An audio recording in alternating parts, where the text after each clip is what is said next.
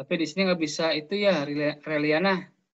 Bapak nggak bisa record. Bisa nggak di sana record? Bisa kok Pak record. Ya, coba dari record sana, Reliana ya. Iya Pak, lagi record Pak. Oh iya. Oke, baik kalau gitu kita masuk ke teknis ya. Teknis machine learning. Machine learning ini secara teknis. Kalau tadi konsep, kita sekarang masuk ke teknis. Nanti di bawah akan diberikan contoh program pakai Python. Sehingga kalian nanti tinggal mencoba aja di laptop ya.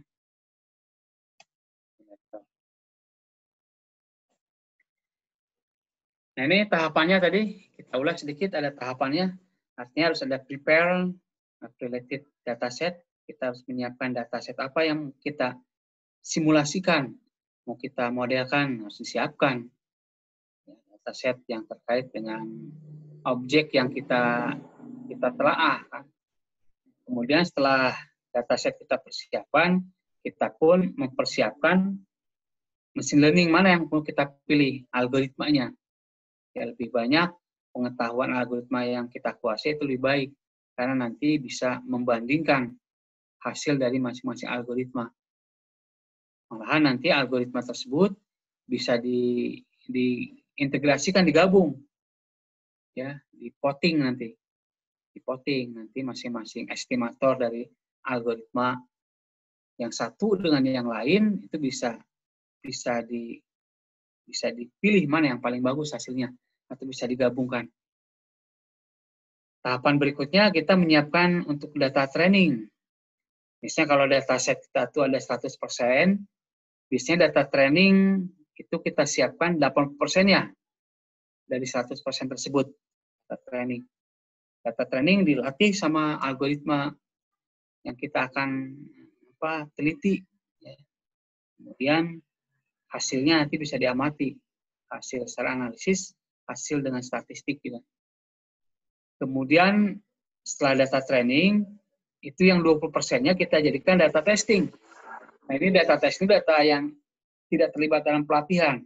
Tapi nanti si model hasil pelatihan itu harus bisa mengenali data testing, data yang baru itu. New data harus dikenali oleh model yang dibangun dengan data training. Baru nanti ada dataset financial distress hasil dari data testing. Ya. Baik, kita lanjutkan di bawahnya itu untuk melibatkan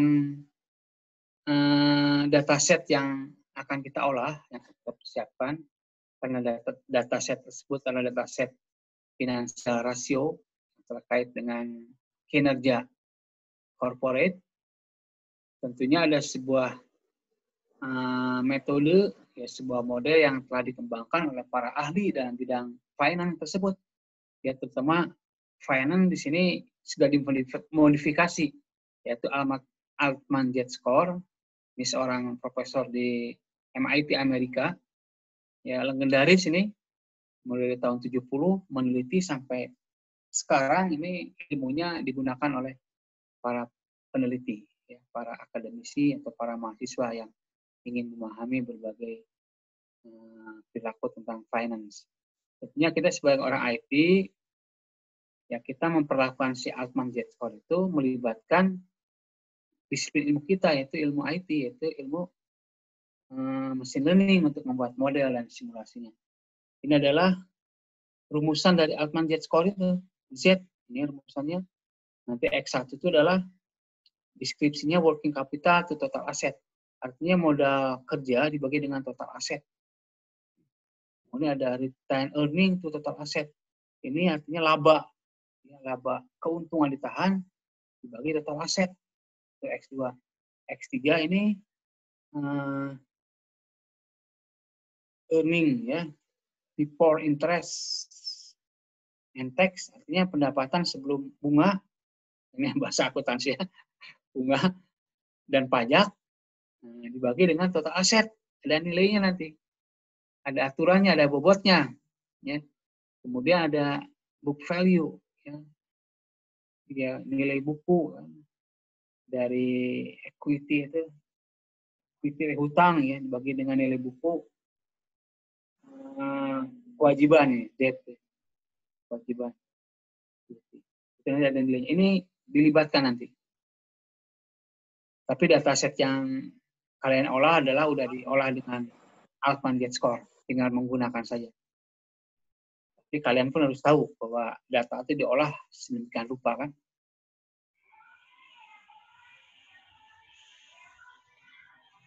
Ini score-nya ya, value-nya. Nah, ini adalah kriteria Altman Get Score. Kalau nilai Z itu nanti nilainya di bawah 1, ya fine. 1.11, ini kategorinya itu bermasalah dia, distress, masalah, artinya di perusahaannya terjadi masalah, ya artinya kondisi keuangannya jelek, sekalian financial distress ya, bank pun punya pengalaman yang jelek masalah. Kalau di antara ini gray area ya, antara ini itu apa? Safe. Nah ini Python ya, coding Python yang Bapak tadi janjikan, setelah kalian sudah bisa menginstal Python, Anaconda, kemudian Jupyter Notebook di laptop kalian, kemudian di setting, ya, sesuaikan nanti. Ada yang 32 atau 64. Kita menggunakan editor ini, editor Python, editor Jupyter Notebook. Ini tinggal diketikkan aja, import, pandas, ini diinisialisasi. Jadi mengimport, mengambil ini apa fungsi pandas untuk perhitungan matematik.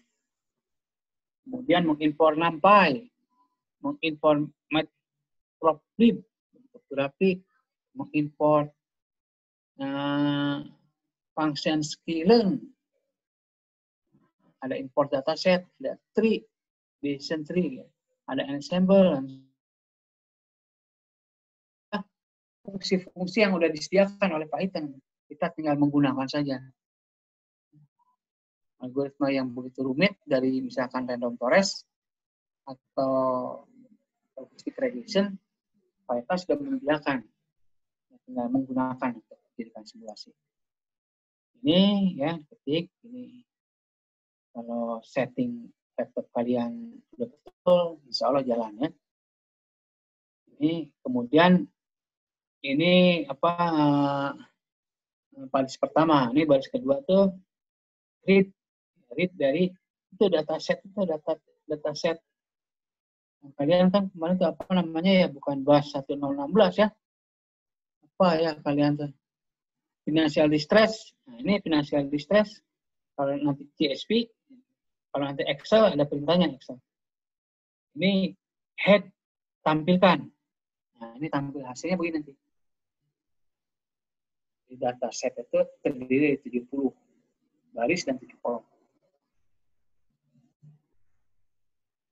Kemudian setelah kita membuat coding, kemudian menampilkan data, ya model, dataset yang akan kita simulasikan, dilanjutkan dengan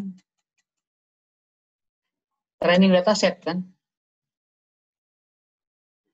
Training dataset ini tadi itu. Training dataset ya, training dataset itu ini capture dari ini, capture dari atas, training dataset. Kemudian training dataset ditampilkan dalam bentuk grafik. Grafik ini. Nah, ini codingnya ya.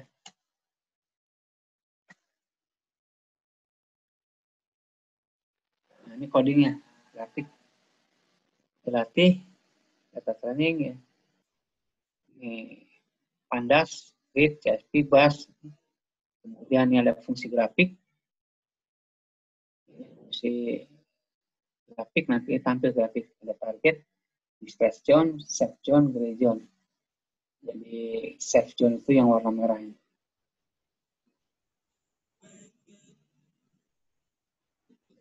Kemudian itu menampilkan grafik, ini codingnya ya. Codingnya. Kemudian setelah Setelah grafik ditampilkan, oh ini apa? Ini langkah-langkah pemodelannya, kan langkah-langkah simulasi. Langkah-langkah simulasi pun harus kalian definisikan. Nah, ini contoh saja nih langkah-langkah simulasi. Langkah-langkah simulasi. Ini dataset training ya. Select kolom dataset. Yang tadi kolom itu ada edit metadata, split yang dibagi itu. Dibagi ya. Ada data training, harusnya data testing. Ini tuh dataset financial rasio di sini. Ini split data itu dibagi antara dua bagian, ada data training, data testing. Kemudian data tersebut nanti akan diolah dengan logistic regression, diolah dengan support vector mesin. Ini logistic regression itu ada training juga nih, training model. Masih itu ya? Terdengar suara? Masih, Pak. Masih, Pak. Masih. Ya. Ini training di sini ada akan training logistik. Dari training itu penilaian dari data training, nanti ada nilainya akurasi, ada apa errornya berapa persen. Ini evaluasi di training datanya. Ini data set test maksudnya. Nah, ini nanti diharapkan di sini dari gabungan evaluate ini ada di sini nanti ada estimator dari logistic regression, ada estimator dari support vector mesin, digabung di sini. Digabung dengan itu model Ansible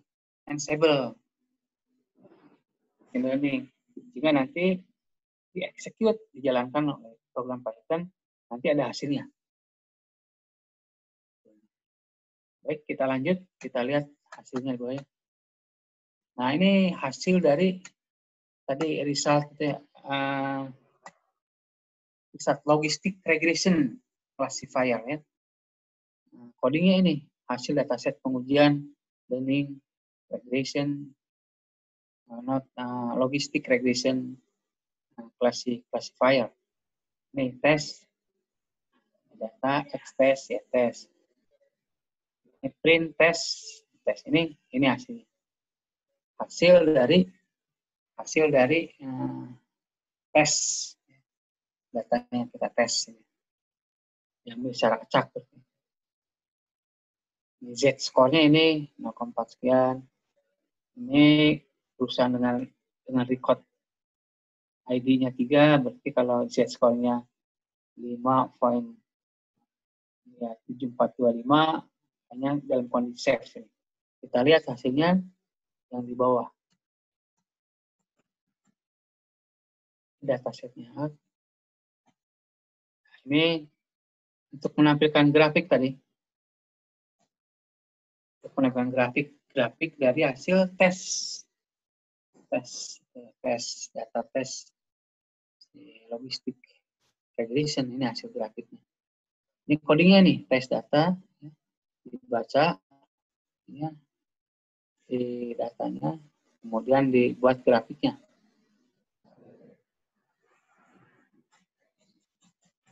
Oke. Nah, ini coding untuk logistic regression. Secara statistik kan ditampilkan.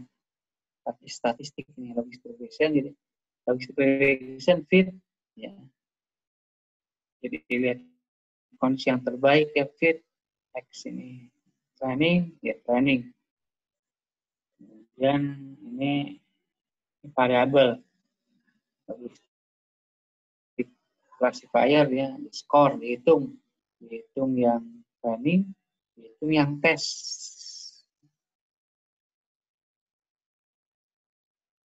Hasilnya tes juga 80%. Ini menggunakan logistic regression.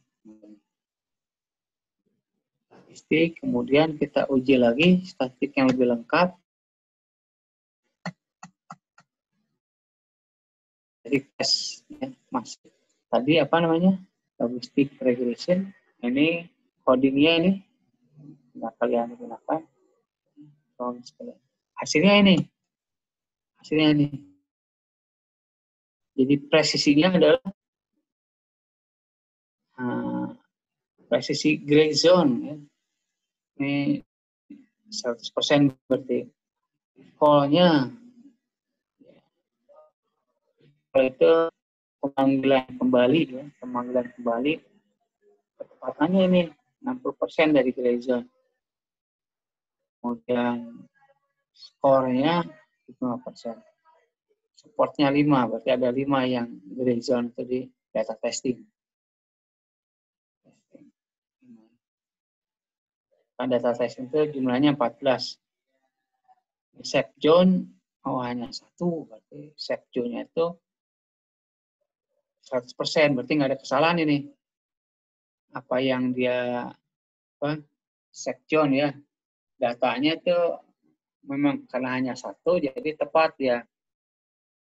Dia memprediksi data-datanya diprediksi kelompok ke dalam safe. Ya. Dalam sistem aktualnya pun safe, jadi tidak ada error. Sehingga hasilnya persisnya 100%, recall-nya 100%, skornya 100%. Karena datanya memang 1. Jadi kalau ini yang di zone ini daerah yang masalah ya, presisnya hanya 8%. Artinya ada kesalahan klasifikasi 2% ini kesalahan. Sorry 20%. Kalau pemanggilan ulang, ini nggak ada kesalahan. Ini statistik dari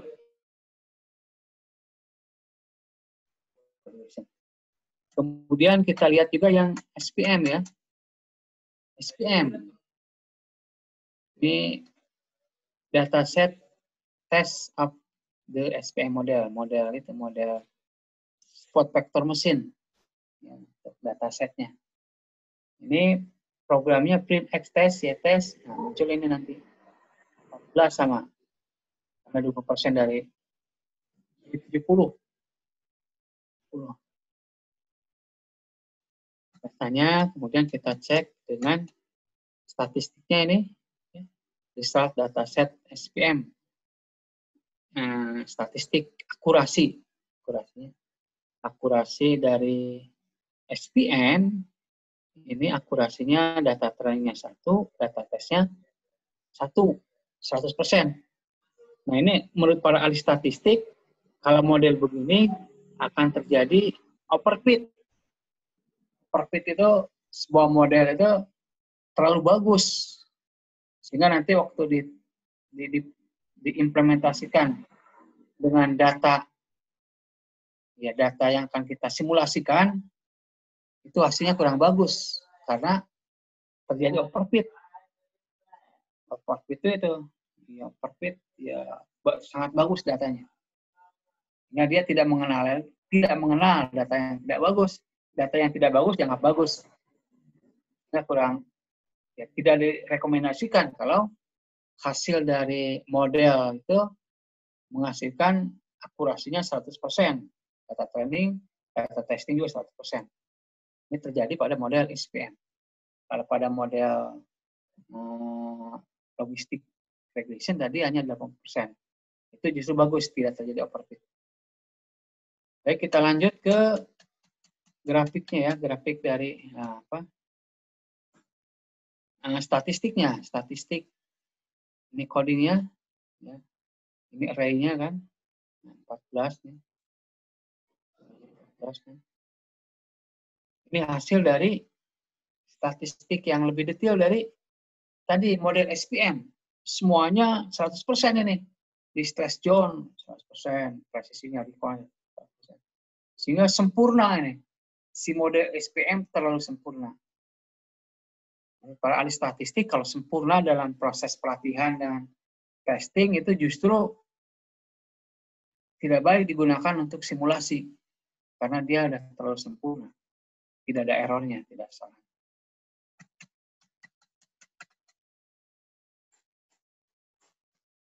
Nah, itu ya tadi ini. Kemudian yang terakhir ini ensemble. Ini ensemble itu gabungan antara logistik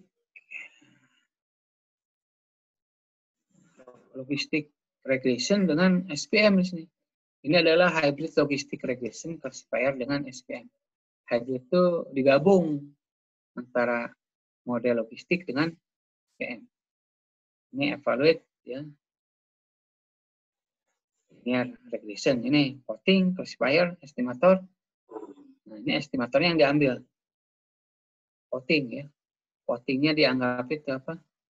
Menggunakan metode hard voting. Metode ensemble itu kalau diibaratkan sama sebagai seorang CIO. CIO kalau dia ingin mengambil keputusan, tentunya dia akan menerima masukan, menerima input dari bidang-bidang yang terkait. Ya. Kemudian CIO itu akan mengambil yang terbaik. Nah, begitu juga dengan menggunakan ensemble. Ini voting dari planning dari logistik, ini voting dari SPM. Voting metodenya hard. Voting pun ada dua metode, ada metode hard dengan metode nanti ya kita cari metode histologi. Nah, ini caranya untuk melihat hasil training dan testingnya. Oke, ini hasilnya.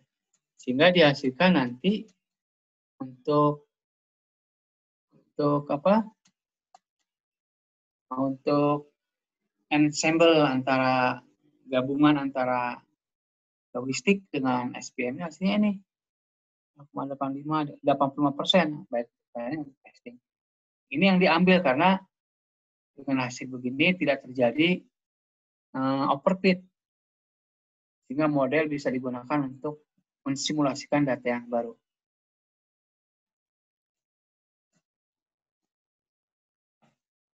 Ini detailnya, ya detail dari klasifikasi.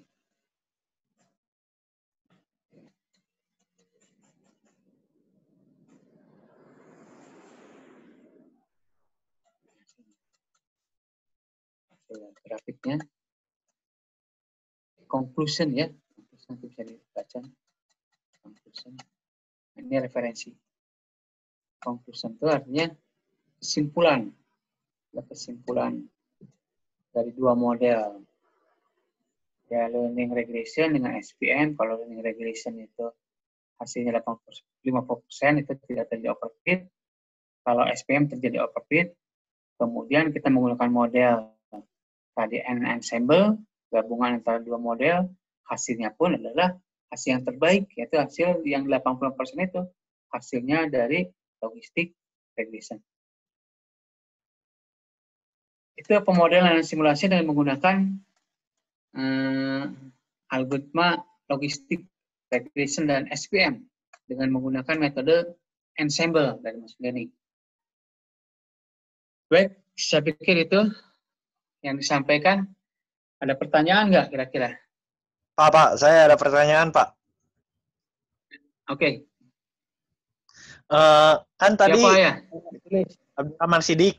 Abdurrahman Sidik. Ya, oke. Kan tadi ada apa sih bagian kode yang manggil Excel-nya itu, Pak? Kalau misalnya buat manggil tipe teks gimana, Pak? Kayak financial distress kualitatif kan teks, Pak, bukan Excel. Oh iya, kualitatif ya? Ya, Pak. Kualitatif, bukan yang nilai. Oh iya, ini belum disiapkan nanti ya? Nanti kita siapkan itu ya? Artinya data setnya itu bukan bentuk numerik ya? Iya, Pak. Data setnya berupa string. String. Ya. Berarti bisa juga dibentuk CSV aja. Ini kan tadi CSV ya. Nanti kita lihat lagi. Nah ini CSV kan. Ya, Iya, Pak. jadi financial distress kualitatif itu kan di-download dari UCI yang ada di Amerika itu. Berarti datasetnya itu dataset perbankan, kalau nggak salah perbankan yang ada di Polandia. Kalau yang itu. Nah, filenya sudah berupa CSV, sama juga. Gini. Coba Tapi dilihat Kak, ya, di yang Bapak share yang di WA itu tipe ya. filenya RV, RF, sama TXT. Nggak ada yang CSV. Oh, jadi convert aja dulu ke CSV. Emang bisa gitu, Pak? Bisa dipanggil di notebook apa? Bukan notebook apa? Editor apa? Pernah pakai editor apa? Notepad. Converter kayak gitu. Ya, nah, carilah itu free kan? Notepad Plus. Nah, itu untuk editor untuk coding misalnya.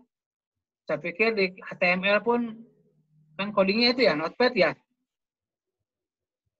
Atau pernah belajar C, pernah Lupa, belajar Pak. HTML. Semester 5 ya? Semester 6 nih. Semester 6. Oh, 6 ya. Bisa di save as ke CSV aja. Oh, iya Pak, ya Pak. Ada di Google juga, Pak. Ada, Pak. Oh, itu ada ya, save. Ya, sambil. Ntar saya coba, Pak. Ya, Terima kasih, Pak. ya, oke. Yang lain? Pak, boleh nggak minta modulnya yang ini, Pak? Soalnya belum ada. Oh, ya nanti dikirim ke WA ya. Oh, baik, Pak. Baik, baik. Itu di record nggak Iya, ya? Pak. Di record tadi ini nggak? Di-record kok, Pak. Ya, Sedang untuk di-record nih. dokumentasi, untuk laporan ke jurusan. Oh, baik, baik, Pak. Nanti dikirim ya ke saya ya. Oh, baik, Pak. Nanti coding ini di-share ke WA. Oh, baik, baik, baik. Ya, untuk pegangan kan. Kalian nanti ya tinggal, ya tapi digabung dengan yang di-share ke WA sebelumnya kan ada ya? Yang kalau di grup saya sih, saya kan ikut grup ulang ya. Sebenarnya baru-baru ini sih Oh, nggak ada. gabung ini, tapi nggak ada kalau di grup situ. Oh, nanti dikirim ulang. Ada 2 contoh. Contoh di Sentry, ada contoh yang lengkap yang diambil dari MIT Amerika itu si codingnya itu. Tapi Bapak udah translate sebagian. Oh iya, Pak. Translate supaya dijadikan pegangan memang. Ya ini pun nanti bisa dijadikan pegangan ini. Karena ini udah dicoba kan. Jalankan. Tapi algoritmanya kan kalian nanti beda-beda algoritmanya, bukan algoritma SPM dengan logistic regression. Ya, ada lagi yang lain? Pak, kalau nomor urut di atas 32 gimana ya, Pak? Kalau di WA rentangnya sampai 32 aja, Pak. Oh iya. Kembali lagi ke 1. Kembali ke 1. Nomor urut Oke. 1, 2, 3. Ya. Sampai 10. Kan kalau nomor urut 1, 2, 3 tuh ada ya algoritmanya kan? Iya, Pak, ada. Ya. Oke, ada lagi? Pak, kalau buat laporannya itu harus sesuai sama yang Bapak kirim. Ya, itu panduannya begitu. Jadi ada tahap-tahapannya, ada ditampilkan dulu dataset, tampilkan grafik kan, tampilkan data training, ya. Kemudian diolah data testing, ya. Kemudian dianalisis ya, kan ada contoh laporannya ya. Dianalisis. Berarti cara menganalisisnya kalian juga harus belajar, browsing dari internet lah. Browsing dari internet, bagaimana menganalisis algoritma decision tree misalkan. Nah, cari decision tree itu bagaimana analisis, pasang nanti di. Pak, saya ada pertanyaan lagi, Pak. Boleh? Ya, boleh. Silakan, mumpung. Kan ini berarti kalau yang kualitatif nggak masalah kan pakai kode yang ini, Pak? Kalau misalnya gitu. Kan string Bisa, kan tipenya itu. String. Beda sama ya, ini numerik. bisa karena dalam bentuk CSV nanti, kalau nggak salah itu, nah nanti dilihat lagi datanya ya. Datanya itu dalam bentuk CSV, kalau CSV nggak masalah kalau sudah dalam bentuk CSV datanya. Oke. Pak, Ya, waktu sambil browsing aja di internet ya. Pak punten Siap, waktu Pak. bisa tinggal 2 menit Pak. Oh iya. 2 menit ya waktunya. Heeh. Pak, buat Sudah 2 waktu menit lagi. pengumpulannya masih tetap